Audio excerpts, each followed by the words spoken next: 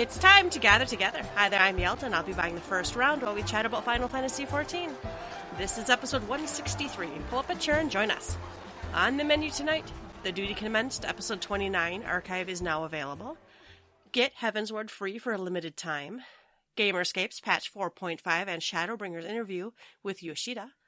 Ruby got Blue Mage Loot Crate from Loot Cave Co., and as a reminder about the upcoming Score for a Cause. But first, let's shoot the shit what has been going on this week. Hi, Ruby. Hi, Yelta. What's up? What? I haven't seen you this week. Where have you been? Not in-game. You're like, way to call me out. Been busy IRL. When we recorded last, it was late. I think we recorded like Thursday instead of the typical Tuesday. From Thursday on, I had something to do. In fact, I worked Saturday and Sunday. I got a job change, if you recall, and with my job change, sometimes I'm required to work weird days. I'm still in finance, but I have to work some of the wacky holidays and weekends. But it's fun stuff. I get to do fun stuff, so I'm happy about it. But that being said, it was like one thing after another, and then the weekend was over, so...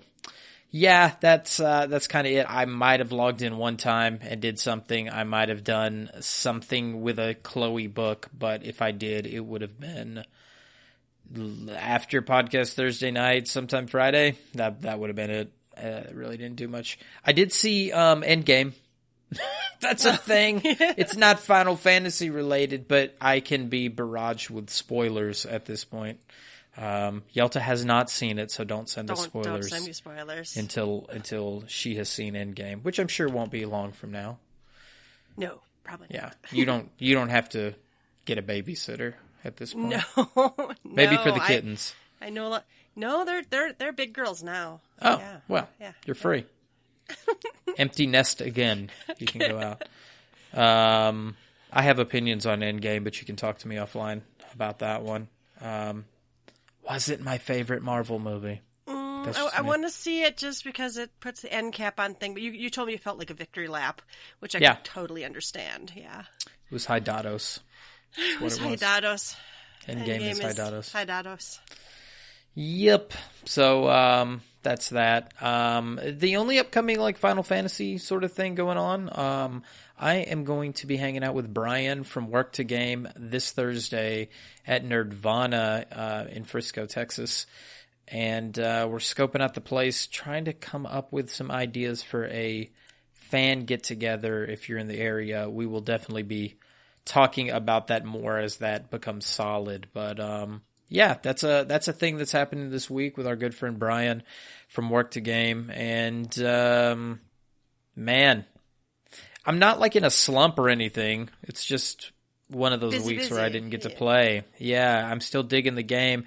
I know you guys did some stuff yesterday, and there's talk of more things to do this week. In fact, our Discord pretty regularly has messages about, hey, we plan on doing this thing. And it ranges from let's try 09S and let's do...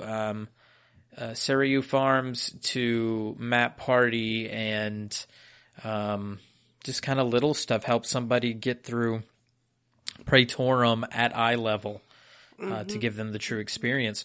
We have things like that going on in our Discord. I don't think our FC's for everybody.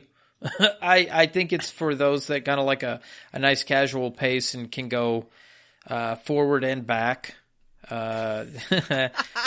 Between content without feeling like, oh, we got to do low level shit or I'm forced to do high level. You mean people don't lose their fucking minds? We don't just wait at 70 for everyone to catch up to us, right? Not really. People who read the official forums know what I'm bitching about. Yeah.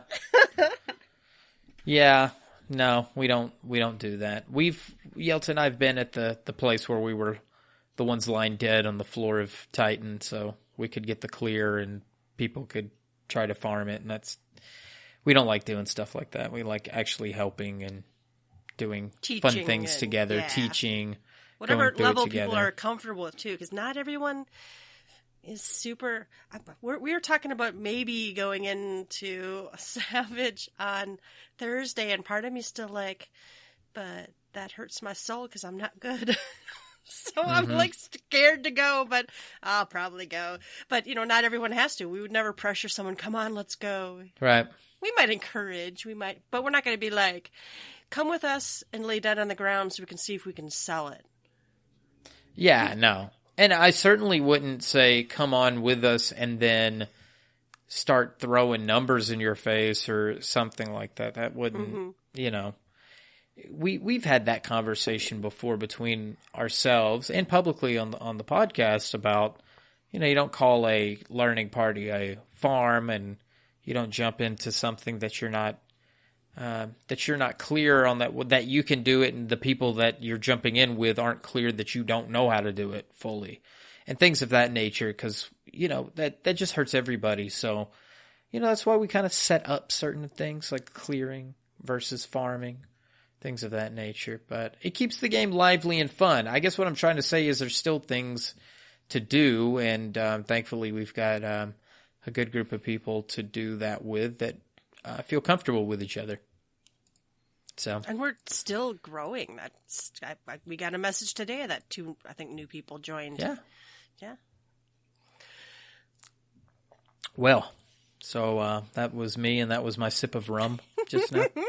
So Yelta, let me kick it to you. Hang on, I got the wine right here. You got the wine going? It's weird for me to have the Kraken flowing and not you typically. I'm out of rum. Interesting. Yeah, I drank it all yesterday. There's no more. Ulf bought me rum this time. Well, I also have Dr. McGillicuddy's butterscotch. Some small. Did that come off the back of a wagon from 1880? Dr. McGillicuddy's. It is so good. I like. What is it actually? What is that? A sarsaparilla? What are you drinking? No, it's booze. Okay. World famous Dr. McGillicuddy's intense butterscotch liqueur. Ooh. 21% alcohol by volume.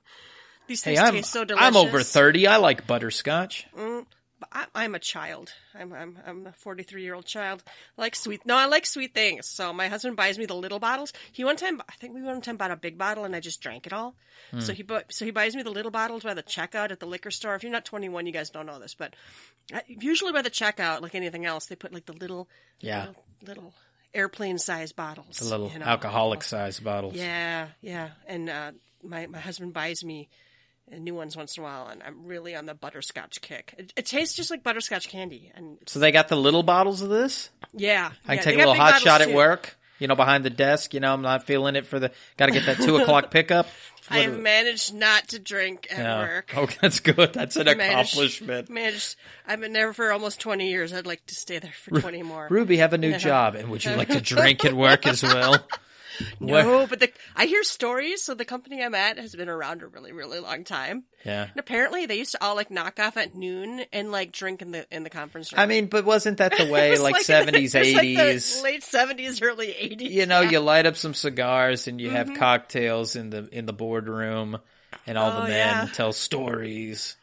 Oh, I've heard some stories about, quote, the good old days. The good old days. Wow. Right. And I think about all the smoking. I'm an ex-smoker, but I never really liked smoking indoors because I actually don't like secondhand smoke at all.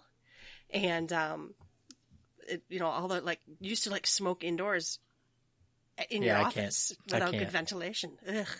I can't. I'm not gonna shit on smoking, but if I want to smoke my own. I don't want to smoke yours. The secondhand smoke, there's a different smell to it when it's wafting off of a cigarette versus you actually taking the hit. It's just different. It's just different. So I'm with you. I can't believe there was a time, and it's not terribly long. You can still go into a bowling alley, and they've got those smoking rooms with the big vents and that nature. Yeah.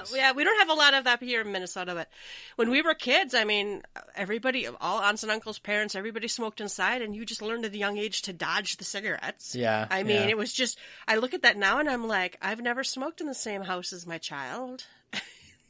It's a whole different world. Mm-hmm. It's a good one, too, because I have less breathing problems now, too.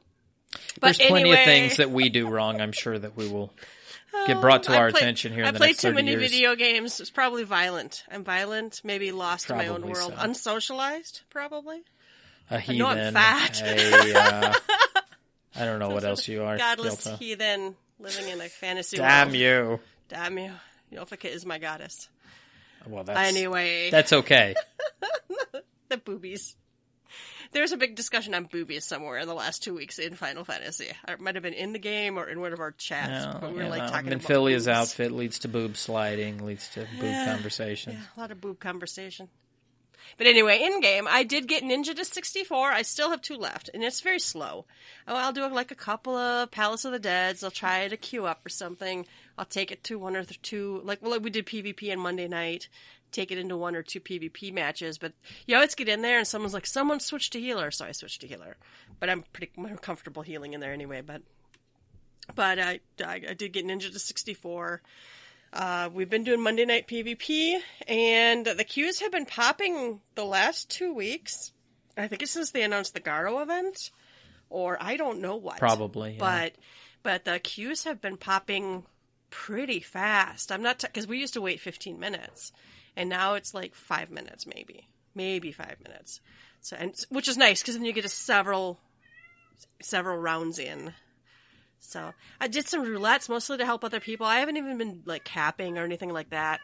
I probably should get. I'd like to get all my. I don't even have my main all upgraded to 400 gear. I probably should, but it's I'm not doing much with it. I guess if we do try raiding, but even at where I'm at now, it's probably good enough. But I probably could do more. So and then it's just basically hanging out. Klaus has been on regularly. Brock is. On a lot, all the Crossworld Link Shell friendos. Klaus has been streaming us being dumb. Wow. I'm so ready for these link shells to change into all cross-world link shells. I really hope we get a bonus announcement that they enlarge the sizes of these link shells and they give us some more wiggle room. But regardless of that, just to have that cross-world link shell, we have the one that we're enjoying right now, and that's the one that's really hopping. We've got a good group of people and a lot of friends that are in it, and it's just a lot of fun. It's one extra channel, and to think we would have, a potential 8. I don't know if they'll give us 9 when that's over with. I don't know how they'll incorporate that other cross-world link shell into the other 8 normal link shells once they all become cross-world link shells. Stay tuned for that. But I'm excited to have potentially 9 cross-world link shells in a very short amount of time here. And hopefully they're large. That's really what we need. Yeah, because I have 3 friends in one link shell, 2 friends in another link shell. I have a link shell that I think is dead until once in a while somebody comes back and says something. So I'm scared to drop link shells. I got one that reports hunts quite often, so I team up with them and stuff. But I would really prefer large crossworld link shells, and because our current crossworld link shell we're in is full. It's always full, and it's and there's no way even to see how long anyone's been on. I think someone's using looking at the lodestone to see join and leave dates or something, and it's some convoluted way. So there's not even any way to say, well, this person hasn't logged in 7 months. Maybe we just free up their spot for someone who is actively playing, and that's been one of my irritations with the link shell system completely. They got it right for free companies. Now, mind you, that's tracking more data, and so maybe they never thought these are just social chat channels. Why would you need that? But it's well, because we use them. Mm-hmm. So it's irritating to me that they're not, usability is not real high. I'm wondering sometimes, I'm very curious if it's kind of a cultural thing. Do the Japanese use the link shells like we do? We know they don't use the party finder and the duty finder the same way we do. They tend to, I can't remember how they do it. We kind of use it kind of backwards as them. I don't know. Some servers or data centers or something, might be the Korean ones or whatever, but they don't use Party Finder at all, or only use Party Finder. I can't remember. It's that different groups are using the tools differently. I'd be interested to know, but we're kept hopping. In fact, there's some nights where I'm just oh my god, no, I can't do another. I've had 3 things going on, and it's well, the other night I did map parties, so I logged in, and someone's like, Yelta, you want to come to a map party? I replied yes. I got an invite, and then I got in there, and I'm doing maps, and I realized that the first person who asked me if I wanted in a map party, think it might have been in Brock. I didn't realize there were 2 competing map parties going on in our free company Link Shell World. Oh wow! So it's like, oh, and there was like one had 5 people and one had 4 people or so. Or, I can't remember. There was too many people to make it one party, so we just kept going. But then I felt bad. I'm like, oh, well, I actually said yes to Brock, but got an invite from someone else and went, and then I like realized, well, he's not in this party. So then I felt like a dick. But hopefully Brock knows what happened, because I wasn't trying to snub anybody. I just took the invite and went out to the map and didn't even think about it until they started discussing that they both had parties going. So, all right. And I did spend a lot of my time in the last week or so has been playing an alt character I've got on Balmung. In preparation, I have to, on Saturday, I need to be in the Ruby Sea, right? Wherever in the Ruby Sea I need to be. Right? Because the Memping Madness Blitzball tournament opening ceremonies is Saturday. Now, Saturday, I'm actually going to my sister's house to play board games, but I'm bringing my laptop, and I'm like, I have to at least log in and cheer on or whatever is going on, because I want to represent that. And I already spent money on a story and level skip potion. So okay, yeah, you kind of have to use it. I kind of gotta go. I should go before Saturday. I gotta find something to wear. I don't know what I'll do, but well, that's Blitzball. Maybe a swimsuit. I have to find a cheap swimsuit or something. I'm not in any free companies. People keep asking me free company invites or sending me a couple of people have sent me tells saying, hey, I see you're not in a free company or whatever. And I'm like, this is an alt and I'm not sure much I'll play her. And then I'm not in any free companies, any link shells, anything. So it's a very lonely solo kind of feeling. But I did get swimming and flying in there. And I wanted to get a Griffin minion, but it's like 800 Centrino clan thingies. I'm not even far enough along to unlock hunts there. So it's like, I guess I won't have it. Because our team, of course, we're cheering on the Alamegan Griffins. That's right. Right. So I have, I wanted to have my mascot minion, but I don't know if I'll be able to do that by Saturday. Good luck. So. Thanks. You have a character over there? Did you just not do anything with it yet? I do, but it's very low level. I would have to buy the stuff and do that in my. I hadn't really scrambled like I should have on that deal, but who knows? Maybe I'll decide to do it. It would be a lot to push into a couple of nights, but it could be done. It could be done. Well, I skipped like text and cutscenes. I've seen it all already before, and you basically at 61 you do it's the ghost ship, Siren Song Sea, whatever, and then literally I think from there you can just basically walk into, once you get to Kugane, you can basically just walk into the Ruby Sea zone. So, but I wanted to be flying. I didn't know. The pirates don't know you. Do you have to pay the tide? I don't remember. I skipped. The pirates are there because I took a screenshot because their ships are cool. But I don't really remember because I was just like spamming trying to get through it really fast. So that's that. Which was actually quite a bit. I did play some Ark a little bit, but I mostly played Final Fantasy XIV. Oh, we have a note here. We were just going to mention that our at GTFFXIV Twitter has 495 followers, or almost to 500, yo. Ooh, I like it. I know. 5 more followers. Come on.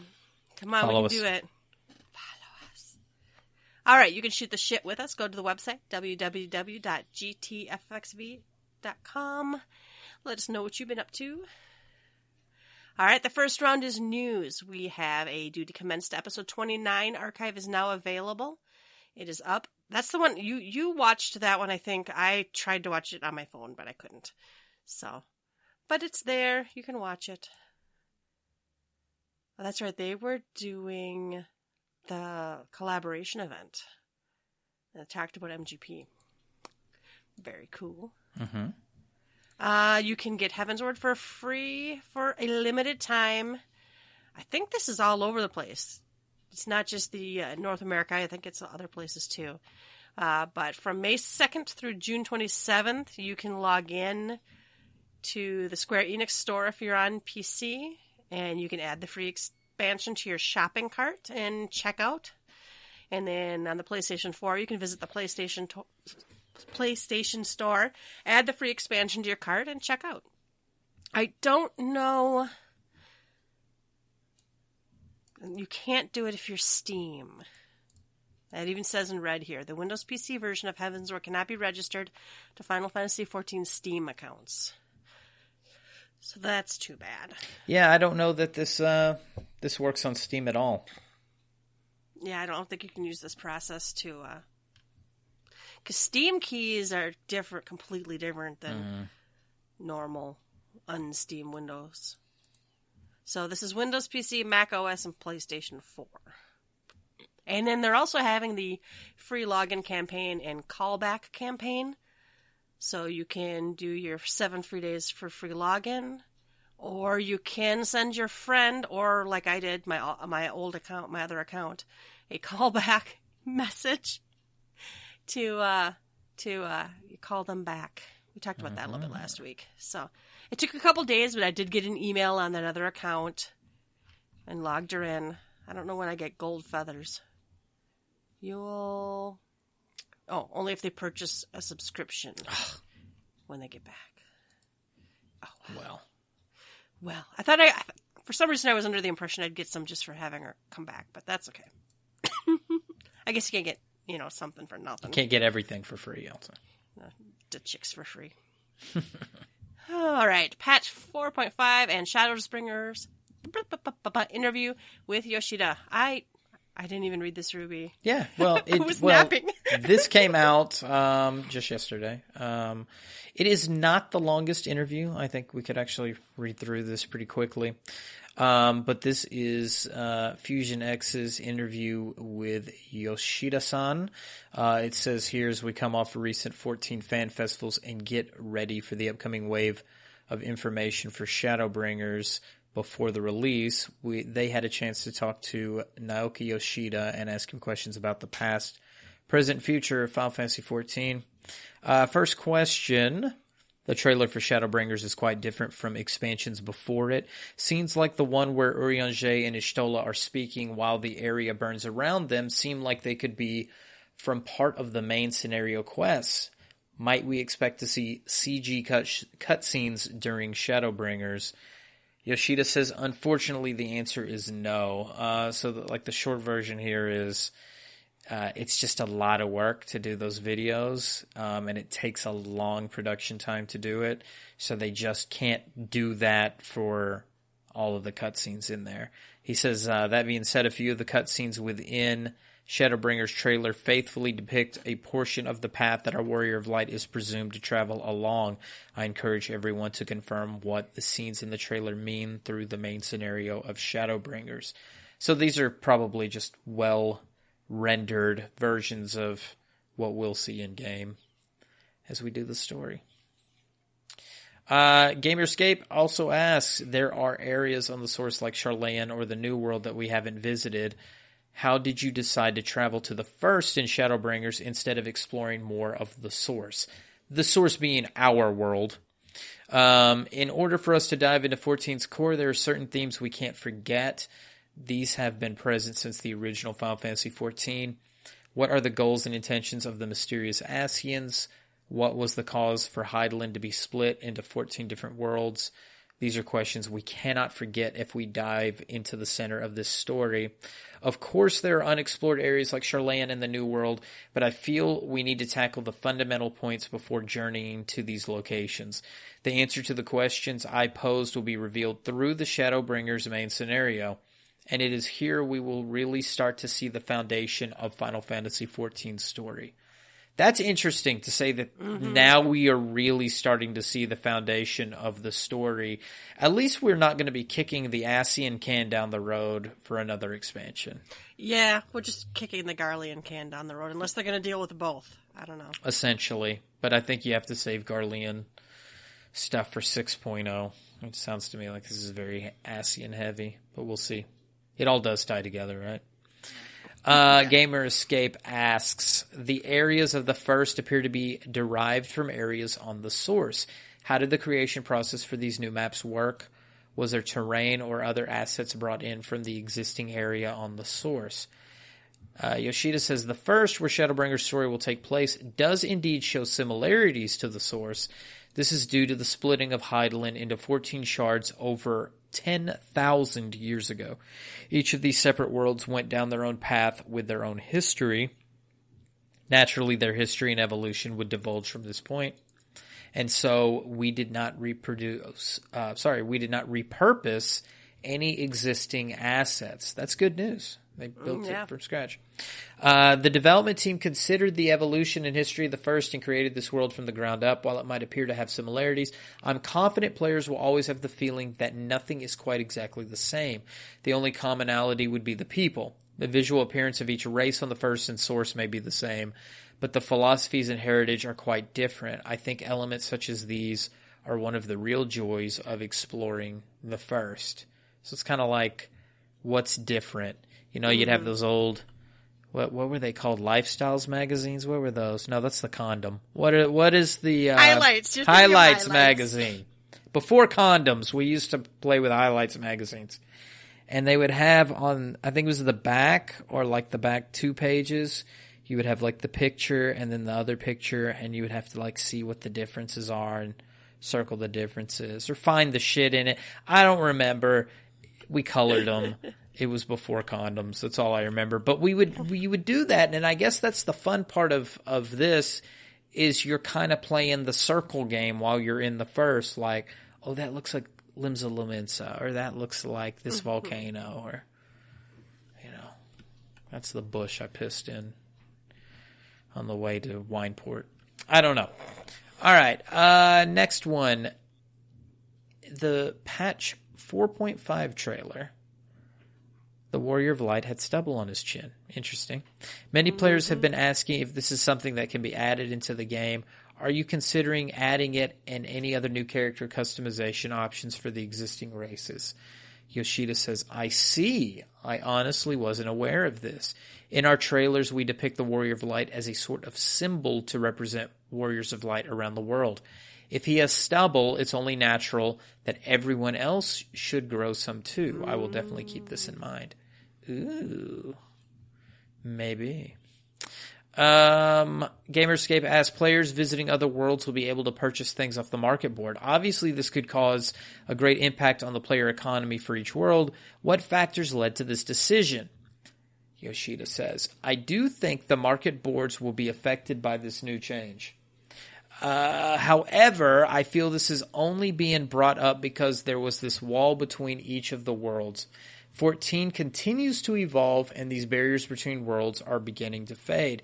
We may have seen some drastic fluctuations of the market boards at the onset of the world visit system, but it will eventually settle down, and we will enter the post-world visit system economy. In other words, the in-game economy and competition surrounding that will also evolve into something new. What was a closed market until now will open up to all players within the same data center, and everyone is able to be a competitor. However, from a bird's eye view, this simply translates to an expansion of the market. We see an increase in both supply and demand, as well as competitors in the market, nothing more. The only difference is what used to be separated per world is now per data center. We thought much less of the immediate impact, but instead thought of this as an evolution into a new market and settled with expanding the current in-game market as is. That's, I think that's a pretty sound way to look at it. Final question here. Gamerscape says, Soken has done some great work with what we've seen of Shadowbringers so far. Previous expansions had theme songs performed by Susan Calloway.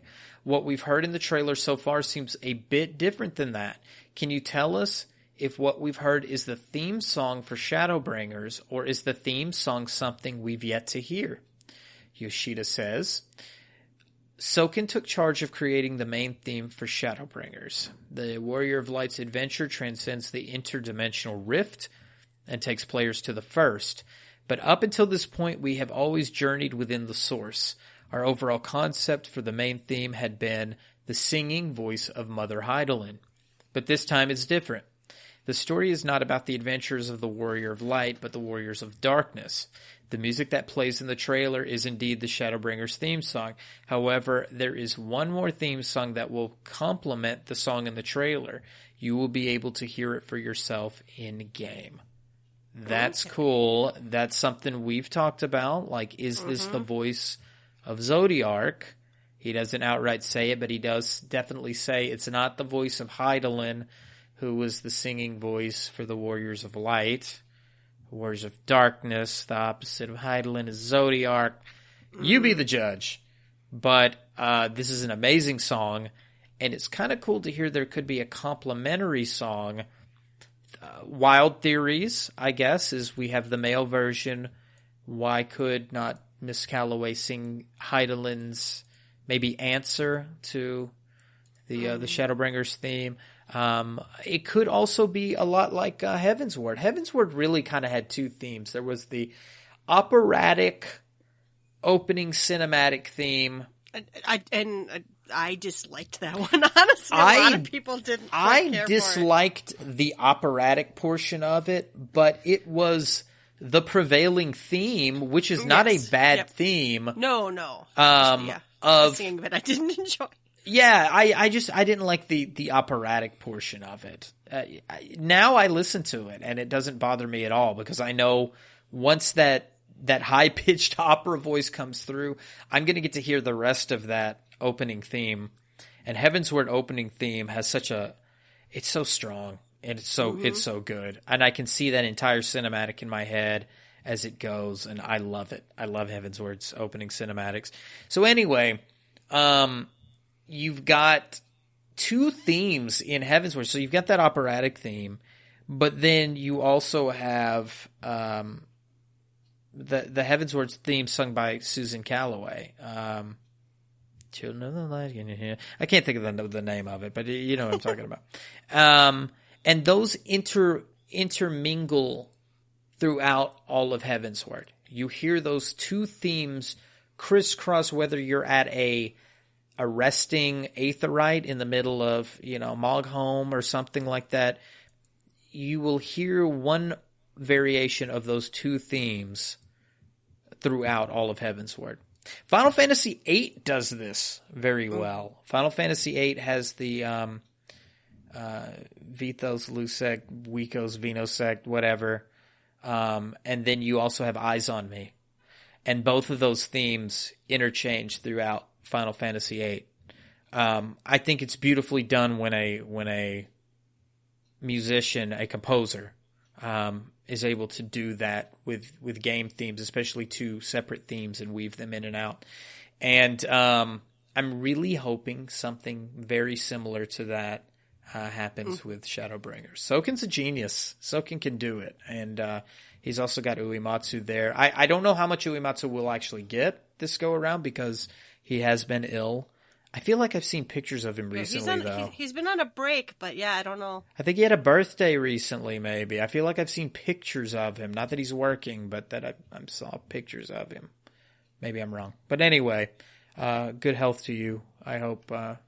Uematsu. But anyway, I'm excited. I'm pumped for the music. Oh, yeah. Yep, I really enjoyed this.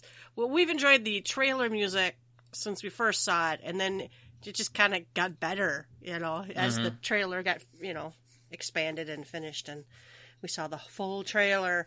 It was like, oh yeah, good stuff. Yeah. Very impactful. Oh, and I love a good rock theme too. This is very rock. They seemed unsure if we would like that, and I'm like, I thought it was good. Thought it was amazing. Cannot wait. When I like my high fantasy, adventure-y kind of music, but and it wasn't like jarring high rock. It was kind of, I don't know. I just like the way it sounded, and I'm very much looking forward to hearing the other theme they're gonna do. That sounds good and exciting, and I do look forward to hearing the theme songs echoed in pretty much everything. There's a lot of songs that you get it, you're like running something and you're like, why does this sound familiar? And it's like, Yelta, that's the, theme, but it's done in a different form and slowed down or whatever. And it's like, Yeah. Yeah. Very good. Thank you for that interview. Yeah, thank you, Gamerscape. Very good. Good stuff. Short, though. Somebody said this was way too short. Was the only mistake. Yeah, I'm like, I read that and I was like, good on you, Fusion, for gritting your teeth and putting. Don't worry, we'll have more interviews before Shadowbringers launches. Because I'd have been like, you son of a bitch, you go get the interview. Oh yeah, people are so. This didn't really tell much. I'm like, yes, but it's like, at least it wasn't Where Are My Fairy Glamours. This was, And I can't tell if this is a troll or not. Ask about male Vieira and female Hrothgar. Okay.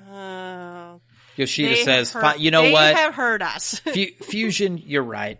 Let's add female Hrothgar and male Vieira. Why didn't I see it before? This is Yoshida speaking. Why didn't I see this before, Fusion?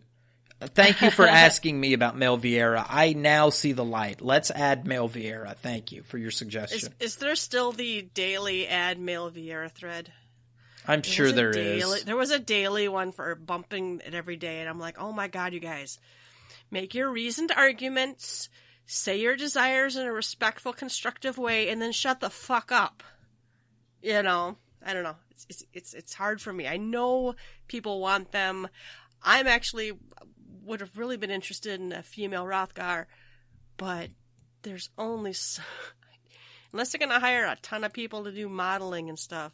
And designing, and honestly, I'd rather see I'd rather see facial stubble or some expanded. I'd rather see somebody had like a neat idea. Like, I'd like to see how this glamour looks on a different race, but I don't want to, use a Fantasia potion. How do I try it on a dummy or something? I don't know. I suppose you could try it on a dummy, couldn't you? You could, but you'd have to have housing. Or apartment, I guess. Damn you, Yoshida. All these walls. Damn Yoshida.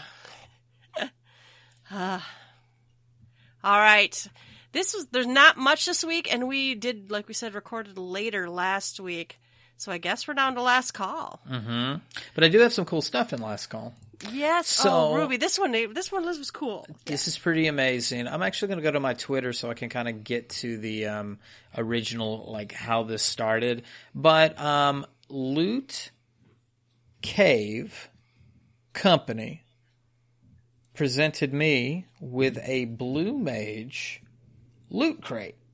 So I won a contest.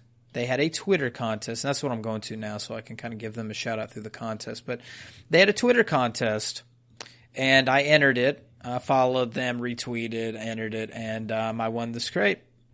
So this was about maybe a week or two ago, but sent me the message that I won. They asked me ring sizes and address and all that good stuff. So I got it as of yesterday, and they are aware, Loot Cave Company, that we'll be talking about them on the podcast tonight. Fantastic stuff. So I kind of want to go through what we have. If you're interested in looking, maybe even while you listen to the podcast, you can check them out at it's lootcave.com. You can also use lootcaveco.com, but it should just reroute you to lootcave.com. And they have several sections on there, one of which is Final Fantasy 14. So you can kind of take a look at the merchandise while I talk about it here. But it's all Blue Mage stuff that I got. Majority is Blue Mage stuff. There are a couple of things that are thrown in there. So I got lovely pendant, a keychain, I guess they're just two stones. You can set them up on the counter or use them in another jewelry set, I suppose. But they are all, oh my gosh, they're probably 1.5 to 2 inches wide soul stones, soul crystals for Blue Mage. They're lovely. They glow in the dark. They glow for a really long time. Mm-hmm. So if I shine a light to it and just kind of set it, it actually it's a blue glow. So if you look at the merchandise on their site, I think they try to match the glow with the soul stone it goes with. Blue is not the only one they do. They have various, I think, any kind. I don't want to speak for them completely without looking at the full website, but take a look. And I think they have one of every type of soul stone, but they have the different glows kind of depending on the job crystal, if you will. And this one glows a really lovely shade of blue. So I've got these 4 big stones that I just mentioned. I also received 2 rings. One is it's just kind of a plastic ring. It's blue in color, and it has the blue mage symbol, which also glows on it, and that one's lovely. And then I got this, I think it's a resin ring. I'm not quite sure what it's made from, but it's got some inlay to it, some texture on the side, a Realm Reborn meteor symbol. And this one, in fact, they gave me a red mage one of. I think because of the size I requested, they threw in the red mage ring. So that was the only oddball, the non-blue mage deal out of the set. But it's lovely. It's got the red mage job crystal in it. So that one's lovely. So those are the rings. I've got 2 charms. That's the meteor symbol with the blue mage job crystal inside. A small chain with the pendant. Another chain that has the meteor pendant with the blue mage crystal inside. A pair of earrings and a pair of cufflinks. And that rounds out the set. They are beautiful. I think this might be something that we might partner up with and do a giveaway in the future of some of these items. So if you are interested in purchasing their products, again, you can go to lootcave.com. Check out their 14 collection. They do have other collections that are out there, but they have some pretty cool stuff. They have astrologian cards. Yelta, you've gotten some stuff from them before. Funny. So tonight you're telling me, before we started recording, you were telling me, oh yeah, I got this stuff from Loot Cave and blah, blah, blah. And I went to their site and I'm like, dude, I have this. I have actually, Ulf bought me a long time ago the clear white mage Final Fantasy XIV glow in the dark soul crystal. We put it on a keychain, or no, is it a keychain? Yeah, put it on a keychain, and it literally, just like the picture on their website, hangs off the zipper pull of my purse. Cool. And it glows. And like you said, I like come home at night and it's pretty dark in the front room in my house. I come in and I hang up my purse, and I can see the little white mage glowy symbol, when I hang my purse up. And no, it's really nice. It's really cute. I like it. And they have a variety of other cool stuff. I don't know if Ulf got anything. Maybe he got the warrior one because he's a warrior.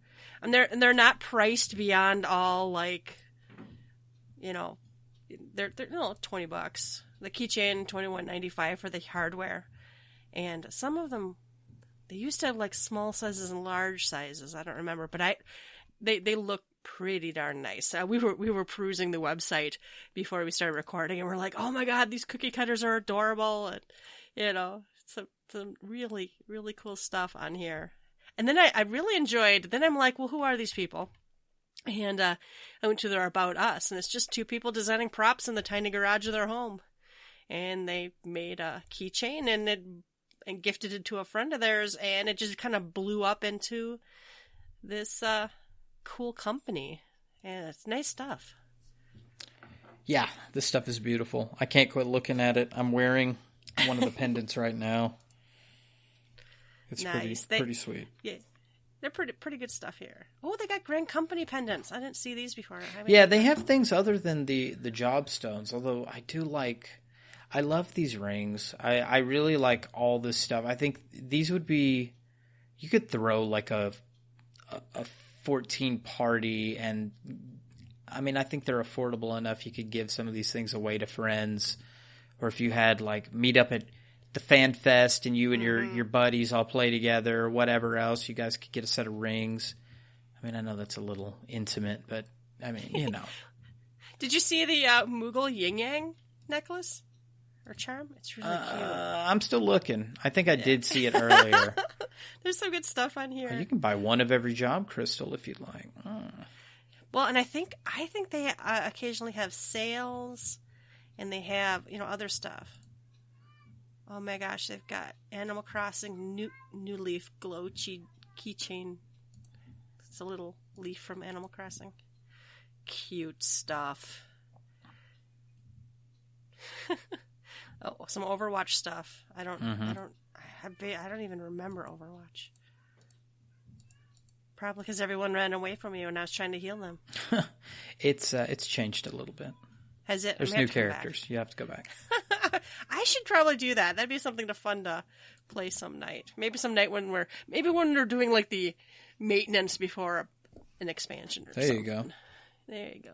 All right, so that's a Loot Cave. Loot Cave. All right, we do have one other thing. Memphine Madness, Score for the Cause. It has its own website now. It's menphimamadness.org. menphimamadness.org. We'll link it, guys, because I'm too slurry to spell it well. But it now has a website, and you can check out the teams. You should especially check out the team sponsored by us, Gather Together. That's the Alamigo Royal Griffins. And there is a fundraiser page. You can donate or choose your team. I think you can do flat donations. You can do donations per goal, I think. And then you can also put a cap on that. So you can say, I want to do $100, $25 or whatever. And I think somewhere there was a per goal one. Where was that? I don't know. It's a really good fundraiser. I'm super looking forward to the opening ceremonies coming on Saturday. It's going to be a good thing. The fundraiser is benefiting To Write Love on Her Arms. So it's a nonprofit organization dedicated to presenting hope and finding help for people struggling with depression, addiction, self-injury, and suicide. So the money's going to a good cause. Should be interesting. I'm trying to imagine in my head how this is going to work. How they're going to do it. They're playing Blitzball somehow, so it's going to be neat. So yeah, the opening ceremony is this Saturday, and then a week from today is the first round. Limsa versus Olda, Gridania versus Alamigo. Hopefully Alamigo will... Oh man, Gridania though, but... It's a shame. I think we're running out of days to move characters around. I just did my second move. I moved somebody off of... the Crystal data center over to Genova, so I now have one on Aether, one on Primal, and one on Crystal, and I just don't have it high enough to get into this other stuff, and it'd be sweet to be able to just move my main over there just to get to the opening, and then just be like, okay, I'm going back. Free move. Yeah, free move. Yeah. I did have a character I moved over there, and like I said earlier, I got it all ready to go, but I still had to do a lot of unlocking and stuff, and jump potions aren't cheap, and if I'd started earlier, I probably could have done it myself, but I still have stuff I want to do on my main. But I also did take advantage of the free move, though. I moved a character. I don't think I had anyone on Aether. And I wanted a Yelta Sumasu on all three of the North American data centers. So I moved, I think, a character off Goblin or something. I don't remember where. I don't even know where my characters are. But I wanted to make sure I have a Yelta Sumasu. Just so, I can be able to, not see weddings. But yeah. Unfortunately, no. But yeah, I need to get into, at least 50 on each of those characters so I can get to most places and then kind of work my way up to 70 or whatever. I mean, I guess could be easily done with a job and story skip, but then I have to buy it for 2 separate characters just so I have one on every data center for the one event a year that somebody has something. I don't know. Yeah. Well, and if I'm going to, a lot of times, when I get invited to other servers, a lot of times it's we're recording an episode in our free company house. Well, then they just invite me to their free company temporarily, and I go over there, and that's fine. Usually I haven't done too much stuff on other servers that required me to be outside of the residential areas. So this is the first time I've actually had to, like, hurry up and get to the Ruby C. But it's going to be interesting. So, yeah. I have a clarification, Yelta, from our previous episode. We were talking about, for the schedule, the Amemnos Gardens Stadium. I did get a message from Dylan, the coordinator. Amemnos Gardens is in the Ruby C. So that one is actually out there as well. It's the one bubble dome in the center. So if you were confused by our messages last time in the last episode, all this junk is Ruby C. Okay, so it's not junk. All this wonderful blitzball play all the locations we need to be at are in the Ruby C. All right, you need to go to the Ruby C. That's cool. Go to the Ruby C.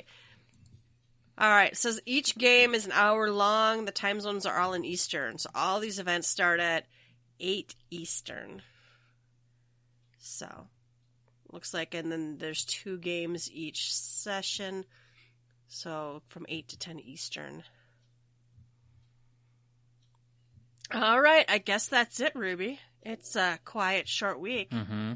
I mean, we could delve into some of the, horrible, drama in the world today, but I think we're just going to rest. Yeah, why not?